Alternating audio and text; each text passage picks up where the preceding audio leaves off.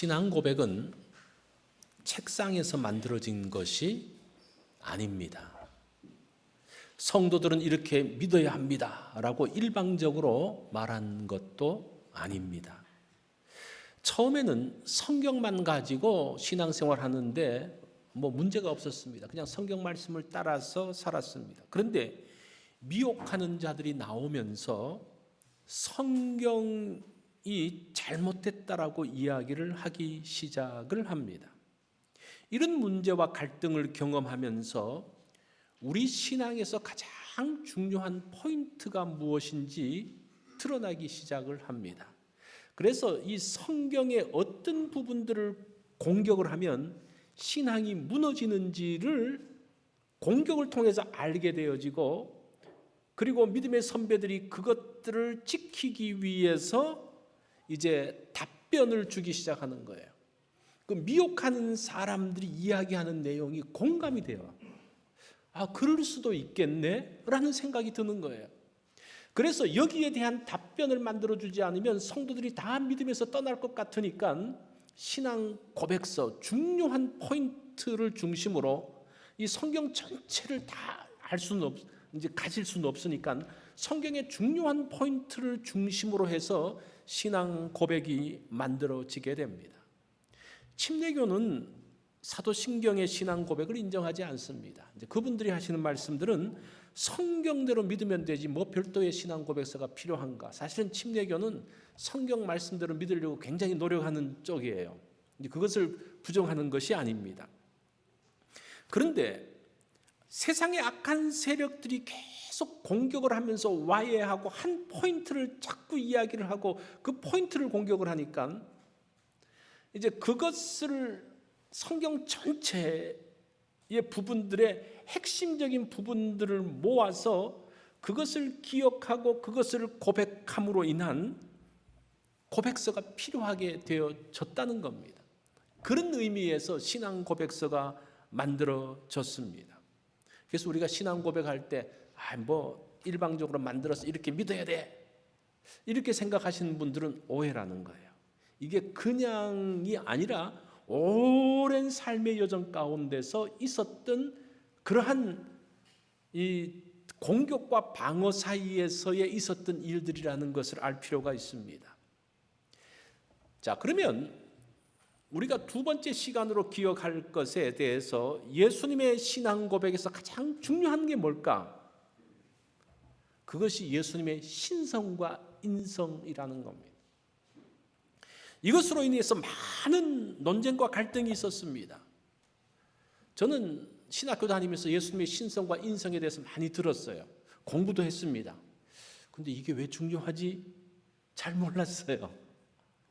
그런데 이런 교회의 역사 가운데서 보니까 이 예수님의 신성과 인성 때문에 이렇게 많은 다툼이 있었고 많은 논란이 있었고 성도들이 많이 떠나가고 이단에 미혹되어지는 그 예수님의 중요한 고리가 예수님의 신성과 인성이구나라는 것을 알게 되었습니다.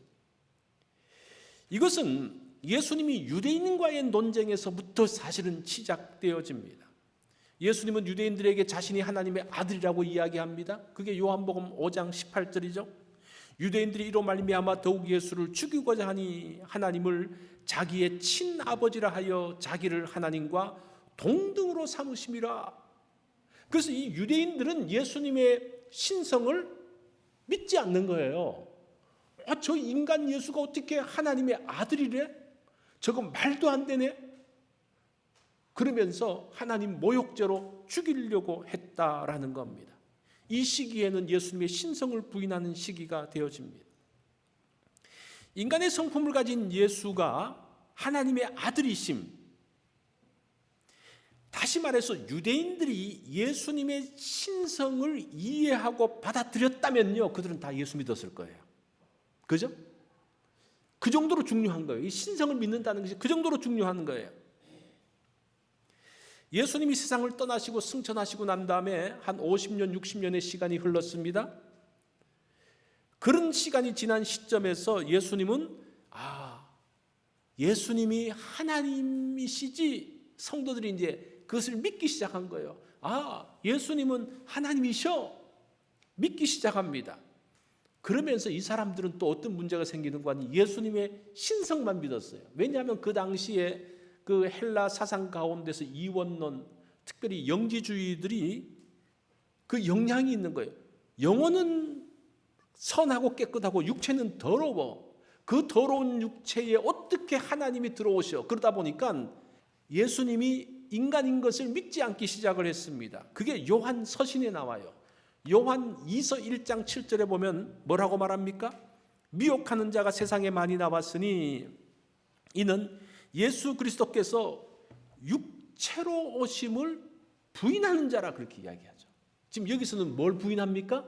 예수님의 인성을 부인하기 시작했습니다. 이 요한 2서가 기록된 데가 한 90년경이거든요.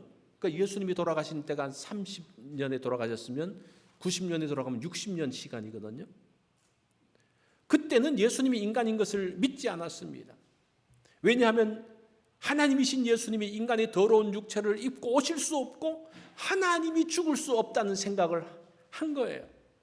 그래서 성자 하나님은 청년 예수의 몸을 빌려서 3년 동안 사시다가 십자가에 죽으실 때에 하나님은 죽으실 수 없기 때문에 죽으실 때에 그 성자 하나님이 쑥 빠져나갔다, 신성이 쑥 빠져나갔다 라고 말했습니다. 그것을 가현설이라 그래요.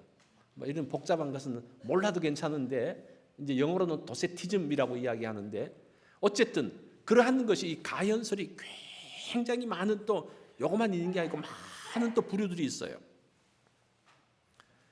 이때는 예수님의 인성을 부인합니다. 지금은 어떻습니까?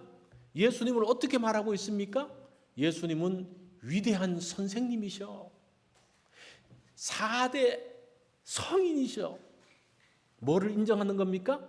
예수님의 인간성만 인정을 하는 겁니다. 예수님의 신성을 다시 또 부인하고 있어요.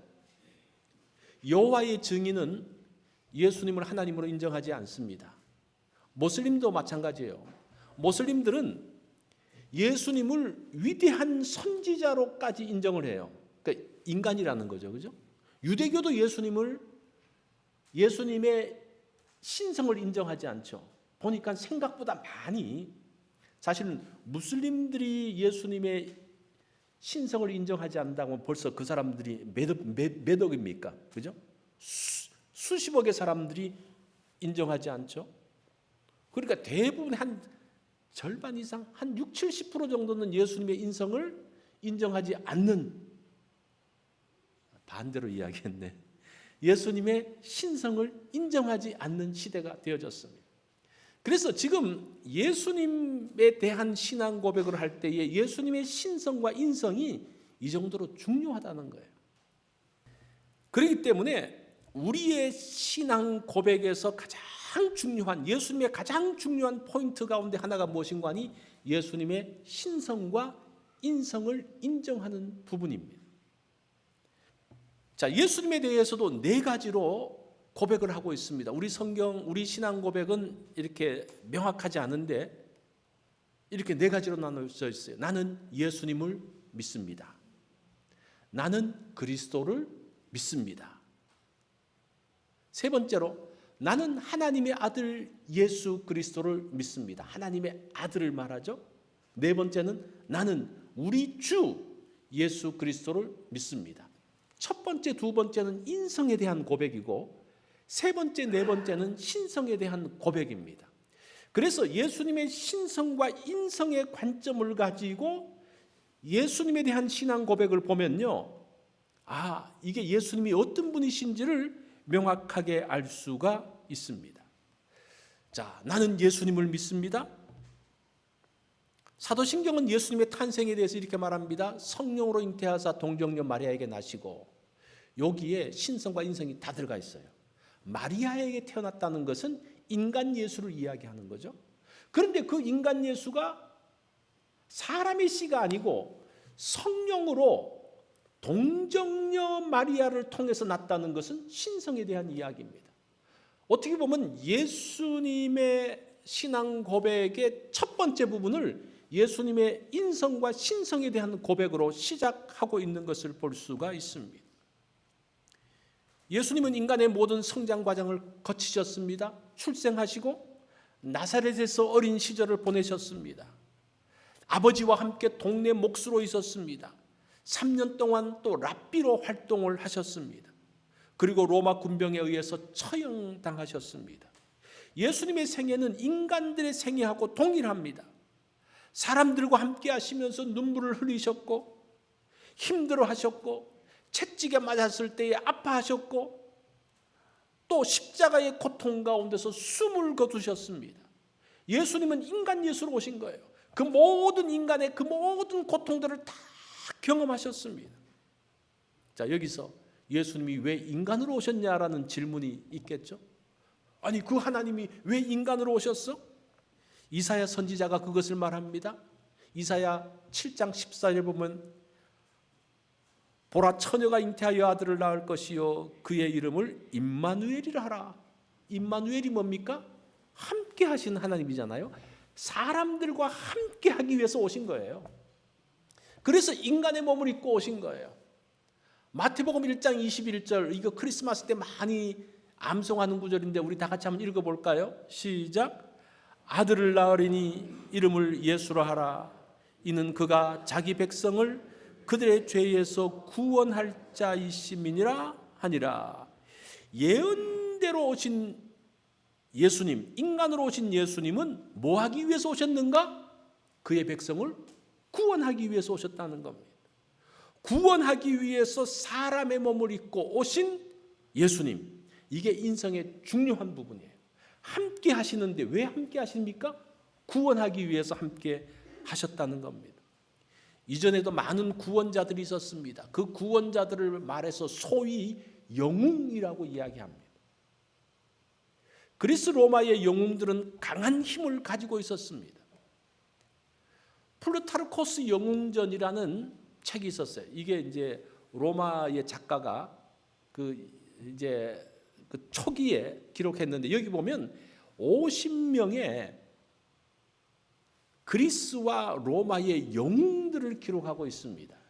이 영웅들이 누군가 하니 구원자예요. 이 영웅들이 나라가 어려울 때에 나라를 구하고 나라가 위기 가운데 있을 때 이 사람이 힘을 내서 그 백성들을 보호했던 그 영웅들 이야기는 구원자의 이야기예요. 사실은 구원자예요. 그렇죠? 영웅이 뭐 자기 혼자 잘났다고 합니까? 그 나라를 구한 이야기니까 구원자의 이야기죠. 그런데 또 다른 구원자가 등장합니다. 그 구원자가 누굽니까? 예수 그리스도가 구원자예요. 그런데 이 예수 그리스도의 구원은, 구원자이신 예수 그리스도는 그들이 알고 있었던 영웅들처럼 강한 힘을 가진다든지 어떤 그 놀라운 힘으로서 뭔가 구원하는 것이 아니라 예수님은 강한 힘을 드러내시지 않으시고 뛰어난 인품을 드러내기 시작합니다. 그리고 예수님은 가르치시는 분으로서 말씀을 통해서 구원하고 있습니다. 사실은 다른 형태의 구원자가 나타나는 거예요. 그러다 보니까 유대인들이 지금 그리스와 로마의 그 배경 가운데서 그들의 그 이제까지의 구원자가 무엇인지 알던 유대인들과 심지어는 제자들까지도 예수님이 구원자로 오셨는데 어떤 구원자라고 생각하는 거예요? 영웅전에 나오는 구원자로 생각하는 거예요. 그래서 예수님 보고 뭐라고 말합니까? 예수님 올라가서 한번 저 로마 사람들 한번 멋있게 한번 이전의 영웅보다 더 멋있게 한번 해보십시오. 이렇게 이야기하잖아요. 그러니까 이 유대인들과 제자들이 예수님의 구원에 대한 것들을 오해할 수밖에 없었어요. 왜냐하면 예수님과 같은 구원자의 모습이 없었기 때문이에요. 로마서 5장 18절을 보면 예수님의 구원이 어떤 형태인지를 말씀을 하고 있습니다.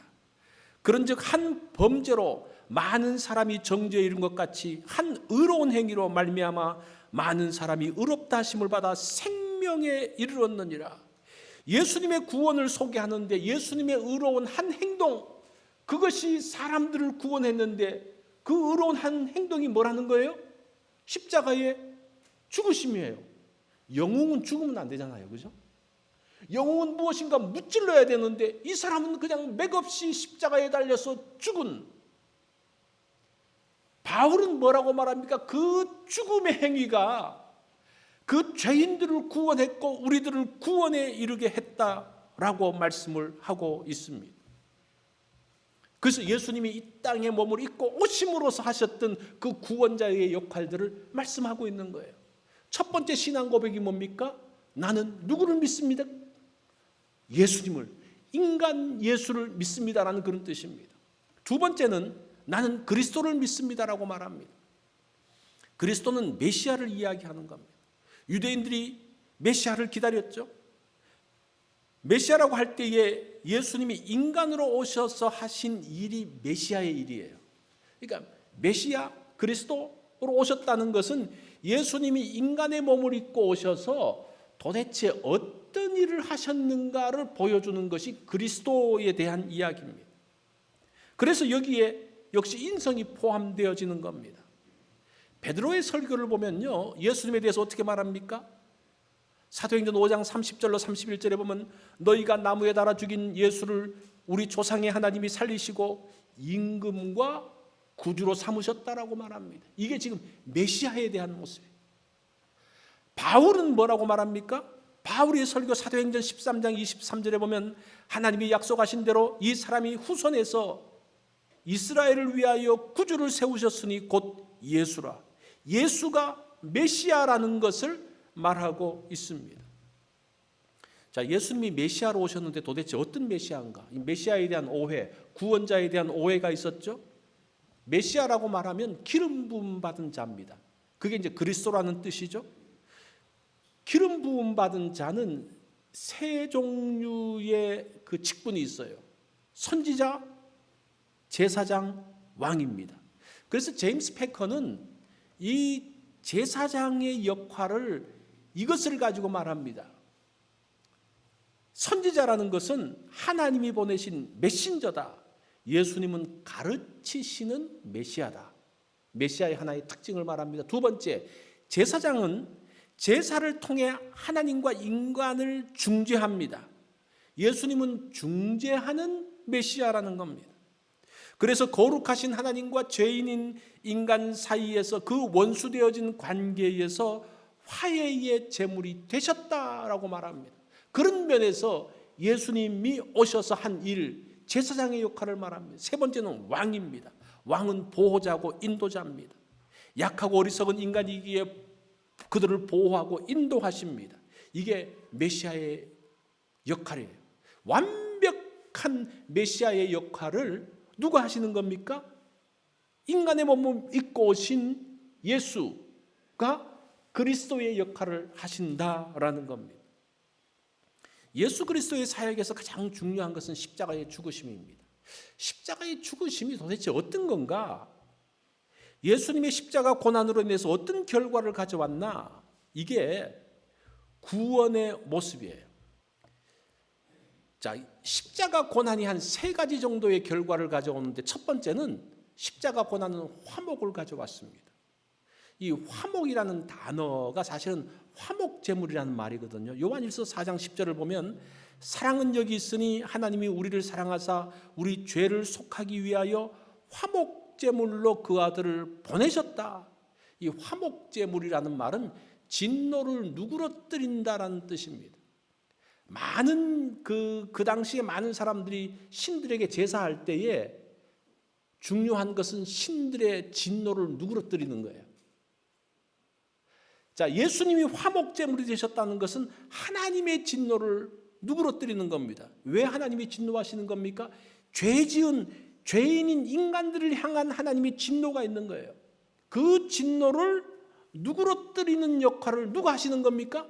예수님이 십자가에서 하신 거예요. 이게 십자가의 사실 의미입니다. 두 번째는 십자가는 화해를 만들었습니다. 로마서 5장 10절로 11절에 보면 우리가 원수되었을 때에 그의 아들의 죽으심으로 말미암아 하나님과 화목하게 하셨은즉, 여기서 화목이라는 단어는 앞에서 화목이라는 단어하고는 다른 단어예요. 이제 우리로 화목하게 하신 우리 주 예수 그리스도로 말미암아 하나님 안에서 또한 즐거워하느니라. 여기서 화목은 화해한다라는 말이에요. 관계가 회복된다는 말입니다. 예수님의 십자가는 하나님의 진노를 누그러뜨리는 화목 제물일 뿐만 아니라 한 걸음 더 나아가서 하나님과 화해해서 관계를 회복하게 만든다라는 의미가 있는 거예요.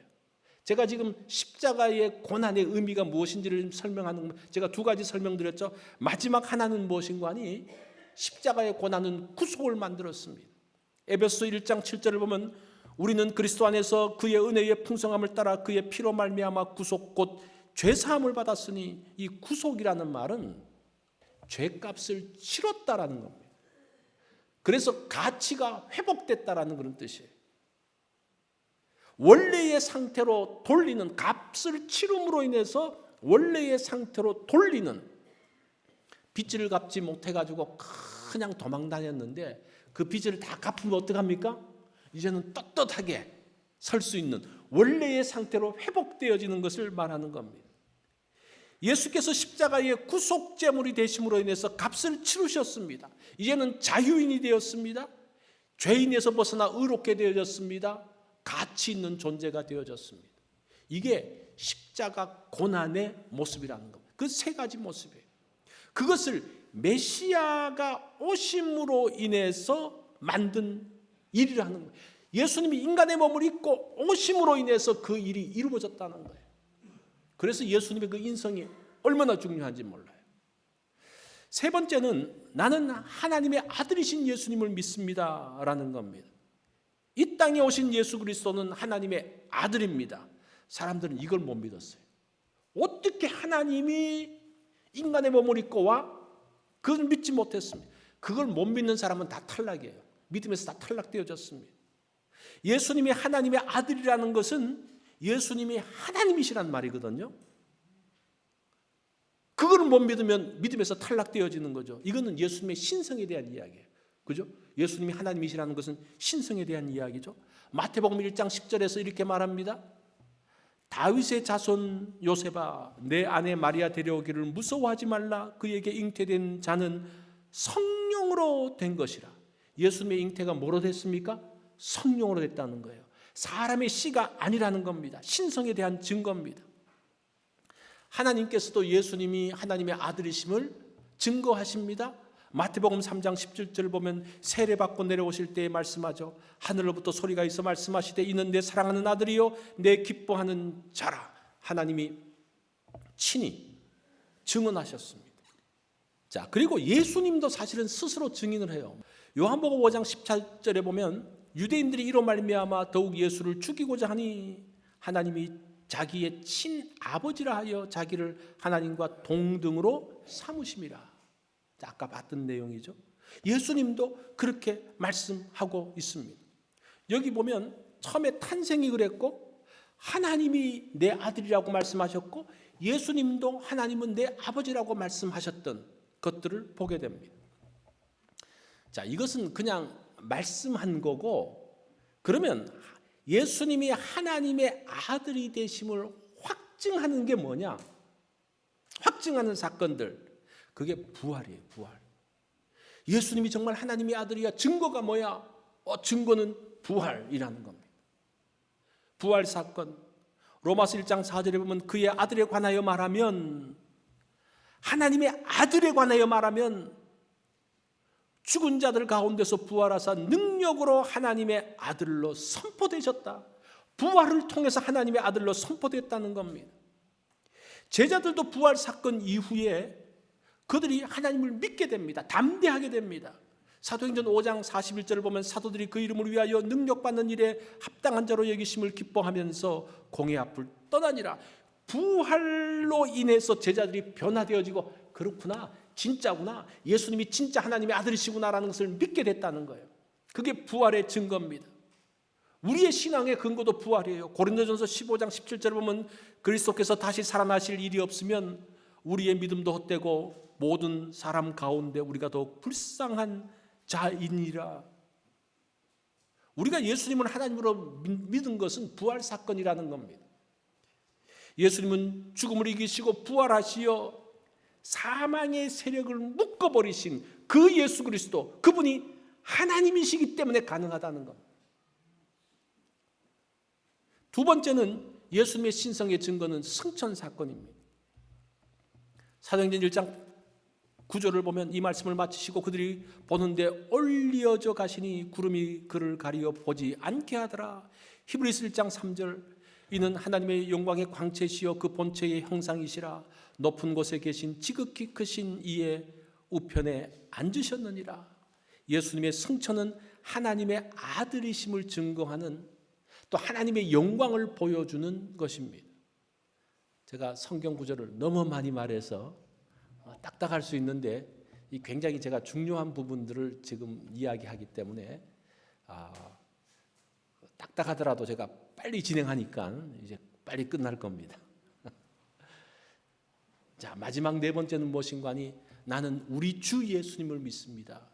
예수님이 우리 주라는 것이 뭐냐? 주라는 단어는 통치자라는 말이에요. 통치자. 존경과 순종의 대상을 말하고 있습니다. 예수님은 하나님 보좌 우편에 앉아서 통치하시는 통치자입니다. 우편 보좌에 계시는 통치자. 예수님의 신성에 대한 말이죠. 예수님을 우리 주라고 고백할 때에 두 가지 의미가 있어요. 예수님이 우리 주인데 어떤 주냐? 두 가지 의미. 첫 번째는 하나님의 대리 통치자입니다. 요한복음 1장 2절로 3절에 보면 그가 태초에 하나님과 함께 계셨고 만물이 그로 말미암아 지은 바 되었으니 지은 것이 하나도 누구 없이는 된 게 없다. 그가 없이는 된 것이 없느니라. 그 예수 그리스도의 통치, 만물을 지을 때에도 하나님이 천지를 창조하셨다고 그랬는데 그때 누가 함께 계셨다는 겁니까? 예수님이 함께 하셨다는 거예요.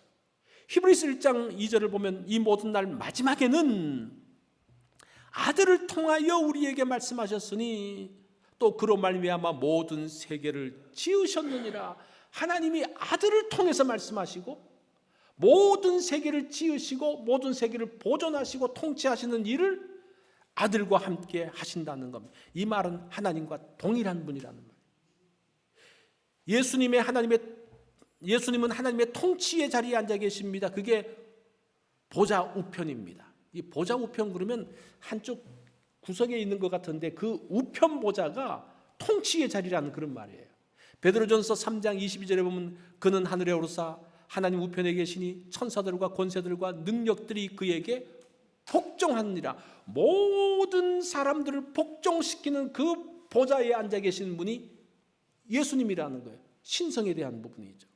그리고 또 하나는 통치자뿐 아니라 심판자입니다. 심판자로서의 하나님입니다. 마태복음 25장 31절에 보면 인자가 자기 영광으로 모든 천사와 함께 올 때에 자기 영광의 보좌에 앉으리니 예수님이 그 자리에 앉으셔서 심판주로 계신다는 겁니다. 고린도후서 5장 10절에 보면 그런즉 우리는 주를 기쁘시게 하는 자가 되기를 힘쓰노라. 왜 그래요? 왜 우리가 주를 기쁘게 해야 됩니까? 이는 우리가 다 반드시 그리스도의 심판대 앞에 나타나게 되어 각각 선악간에 그 몸으로 행한 것을 따라 받으려 함이라. 마지막 날에는 누구의 심판대 앞에 선다는 겁니까? 그리스도의 심판대 앞에 서야 되는 거예요. 그래서 우리가 그리스도를 기쁘게 해야 된다는 겁니다. 자, 이것이 신성의 두 번째 모습입니다. 나는 예수님을 믿습니다라고 말할 때 그 중심에는 뭐가 있다는 겁니까? 예수님의 신성과 인성이 있다라는 겁니다. 이거는 단순한 신학 교리가 아닙니다. 믿는 사람인가 믿지 않는 사람인가를 나눌 수 있는 게 뭐라는 겁니까? 예수님의 신성과 인성에 대한 부분이라는 겁니다. 이것이 영생과 영벌을 나누는 것입니다. 굉장히 중요한 거죠. 그래서 우리가 신앙 고백할 때 중요한 예수님에 대한 중요한 포인트가 뭐예요? 신성과 인성의 고백이에요. 신성과 인성, 이것을 나는 신성과 인성을 믿습니다. 그러면 잘 이해가 안 되니까 어떻게 합니까? 나는 예수님을 믿습니다. 나는 그리스도를 믿습니다. 인성에 대한 부분을 고백하고 그리고 그 예수 그리스도가 누구인 걸 믿는 거예요? 세 번째, 하나님의 아들이신 것. 그게 중요하죠. 예수님이 하나님의 아들이신 것을 믿는 것. 네 번째는 뭡니까? 그 예수 그리스도가 누구이신 것을? 우리 주이신 것을. 우리 줄 아는 것이 어떤 것인지 또 우리가 아는 것. 이게 우리의 신앙 고백의 핵심이 되는 겁니다. 예수님이 인간으로 오셨기 때문에 우리가 구원받은 거예요. 예수님이 하나님이시기에 우리도 부활의 능력을 누리고 그 구원이 확실한 것이 되는 겁니다. 마지막 날에는 우리가 예수 그리스도께서 계신 그 천국의 영광에 함께 들어가게 되는 겁니다. 그 예수 그리스도의 바른 신앙 고백 가운데 있는 사람들은 다 그 영광에 참여하게 됩니다. 왜 그렇습니까? 예수님의 영광이 우리의 영광이 되어지기 때문입니다. 우리가 믿는 그 신앙 고백을 우리가 분명히 함으로 인해서 어떤 경우에도 흔들리지 않는 믿음의 사람들이 되기를 바랍니다.